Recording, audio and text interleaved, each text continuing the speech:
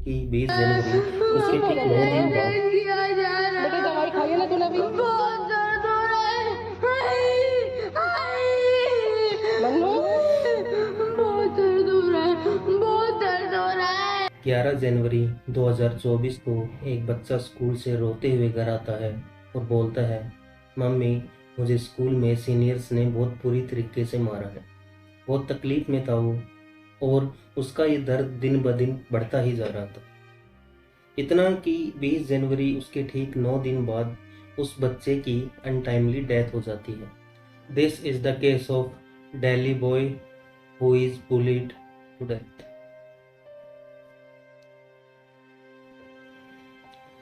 किंतन शाश्वत एक 12 साल का लड़का था जो अपनी मम्मी, पापा और एक बड़ी बहन के साथ दिल्ली में रहता था। वो सर्वोदय बाल विद्यालय में 6th क्लास में पढ़ता था, जो कि एक गवर्नमेंट स्कूल है, शास्त्री नगर, दिल्ली के अंदर। किंतन के पापा राहुल शाश्वत एक प्राइवेट कंपनी में काम करते थे as a daily worker.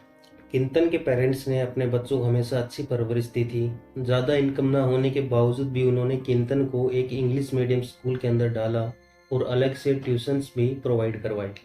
किंतन was a very ambitious child. उसका सपना था कि वो बड़ा होकर इंडियन एयरफोर्स ऑफिसर बनेगा, बट सैडली उसका ये सपना सपना ही रह गया। दोपहर के 2:30 बज गए थे, बट किंतन अभी तक स्कूल से घर वापस नहीं आया था। Kintan's mom understandably got worried and went over to the balcony to wait for him. और जब किंतन की मोम बैल्कनी से वापस अंदर आई तो उन्होंने देखा कि किंतन सोफे पर सर नीचे करके बैठा हुआ है। उन्होंने किंतन से पूछा कि क्या हुआ है, तू इतना उदास क्यों है? तो किंतन ने धीरे से उनकी तरफ देखा और जोर जोर से रोने लग जाता है। और जब उसकी मोम ने दोबारा पूछा कि किंतन क्या हुआ, तू रो क्यों रहा है, तो उसने बताया कि मम्मी मेरा पैर बहुत जोर से दर्द कर रहा है। और उस समय उन्हें अंदाजा भी नहीं था कि वो इंजरी किंतन की जान ले लेगी। कल वो गया है ना तो 4 कंधों पे गया, लेकिन अपने पैरों पे नहीं गया वो लड़का मेरा कल भी। और जो मैंने झेला है ना वो मैं नहीं बता सकती। वो मेरा बेटा नहीं, मेरी आत्मा थी, वो मेरी निकल के चली। उस दिन स्कूल लंच ब्रेक में जब वो वॉशरूम से क्लासरूम में वापस जा रहा था, तब उसके एक सीनियर से टक्कर हो जाती है। और जब फिर उस सीनियर ने अपने दोस्तों को बुलाया किंतन को मारने के लिए, उस छोटी सी गलती के लिए उन्होंने किंतन को फोर्सफुली उठाकर वहां जमीन पर पटक दिया और फिर उसे काफ़ी देर तक मारते रहे। किस तरह के सीनियर्स हैं वो, जो एक बच्चे को मारते हैं और इस तरह मारते हैं कि वो बच्चा सरवाइव ही नहीं कर पाता। It's beyond me. किंतन की फैमिली जल्दी से उसे एक गवर्नमेंट हॉस्पिटल में लेकर जाती है, जहां पर उन्होंने उसे सिर्फ पेन किलर्स देकर कहा कि डॉक्टर्स छुट्टी पर हैं, आप लोग 3 दिन बाद आना। किंतन को उन मेडिसिन से थोड़ी देर के लिए तो आराम आया, बट कुछ दिनों में उसका दर्द इतना ज़्यादा बढ़ गया था कि एक 12 साल के बच्चे के लिए वो सहन कर पाना बहुत ही मुश्किल था। 15 जनवरी को वो लोग किंतन को एक प्राइवेट डॉक्टर के पास लेकर जाते हैं रोहिणी के अंदर, जहाँ उसने उसके कुछ और मेडिसिन प्रिस्क्राइब कर दिए। उसके बाद उसने खाना खाना भी बहुत कम कर दिया था। उसकी हालत दिन ब दिन बिगड़ती ही जा रही थी और 20 जनवरी को तो वो इतना बीमार हो गया था कि उसके घर वाले उसे दोबारा उसी गवर्नमेंट हॉस्पिटल में लेकर गए। हॉस्पिटल में डॉक्टर्स ने उसे ट्रीट किया, उस पर ड्रिप्स चढ़ाई, जिससे इनिशियली किंतन को एक बार आराम आया और उसे 9 दिन में पहली बार भूख लगी। वो लोग उसके लिए खाना बनाकर उसे देने जा ही रहे थे कि अनफॉर्चुनेटली किंतन की डेथ हो जाती है। एक 12 साल का लड़का 9 दिन तक उस दर्द से लड़ता रहा, बट अनफॉर्चुनेटली एंड में वो हार। कि इतनी गंदी तरीके से मेरा बच्चा मारा है कि वो बेड पे से उठा ही नहीं।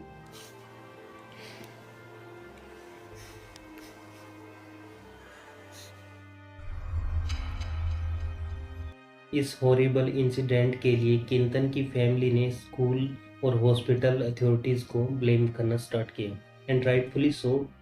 11 जनवरी को जब वो इंसिडेंट हुआ तो किंतन के पापा 4 बार स्कूल होकर आए थे और वो स्कूल वालों के टच में ही थे, बट स्कूल एडमिनिस्ट्रेशन ने उनको किसी न किसी बहाने से वापस भेज दिया। स्कूल में उस जगह सीसीटीवी कैमरास भी नहीं थे और स्कूल प्रिंसिपल या फिर स्टाफ ने कोई भी कोशिश नहीं की कि उन बच्चों को आइडेंटिफाई करे जिन बच्चों ने किंतन के साथ इतनी बुरी तरह से मारपीट की है। उन्होंने तो बस ये कहकर अपने हाथ साफ कर लिए कि ये पूरा इंसिडेंट स्कूल प्राइवेसीज के बाहर हुआ है। किंतन के पेरेंट्स ने उस हॉस्पिटल के स्टाफ को भी एक्यूज किया है कि ज़रूरत के टाइम पर उन्होंने किंतन को सही मेडिकल केयर प्रोवाइड नहीं की है।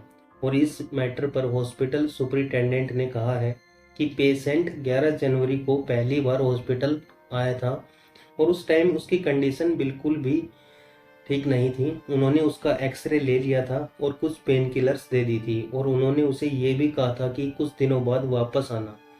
बट वो सीधा 20 जनवरी को आए जब किंतन की हालत बहुत ज़्यादा क्रिटिकल हो चुकी थी और तब उसे फिजिशियन और ऑर्थोपेडिक वगैरह डॉक्टर्स ने देखा, बट उस स्टेज पर वो उसे बचा नहीं पाए। इस स्टेटमेंट में उन्होंने 11 जनवरी को उस हॉस्पिटल में ऑर्थोपेडिक डॉक्टर्स के 3 दिन की लीव पर होने का कोई भी जिक्र नहीं किया।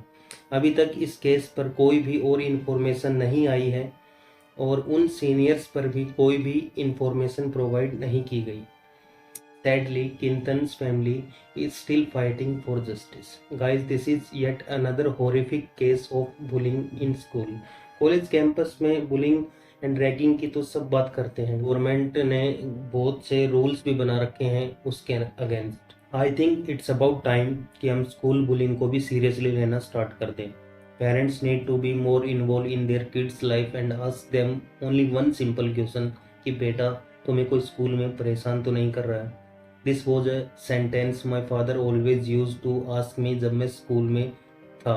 सभी पेरेंट्स अपने बच्चे को जब दुखी देखते हैं तो वो उनसे यही पूछते हैं। ट्रस्ट में गाइस, लिटरली ये सब आपके हेल्प करेगा। अगर आपके साथ ऐसा कुछ हो रहा है, आपके दोस्तों के साथ ऐसा कुछ हो रहा है, तो please talk to your parents, your friends and school authorities. Don't be scared. And that मैं आपको एक रिक्वेस्ट करना चाहूँगा कि इस केस को आप ज़्यादा से ज़्यादा शेयर कीजिए ताकि इस पर और अवेयरनेस बढ़े। और अगर आप इस केस को पोस्ट करते हैं एंड हैशटैग्स डालते हैं तो शायद किंतन की फैमिली को जल्दी से जल्दी जस्टिस मिल जाए।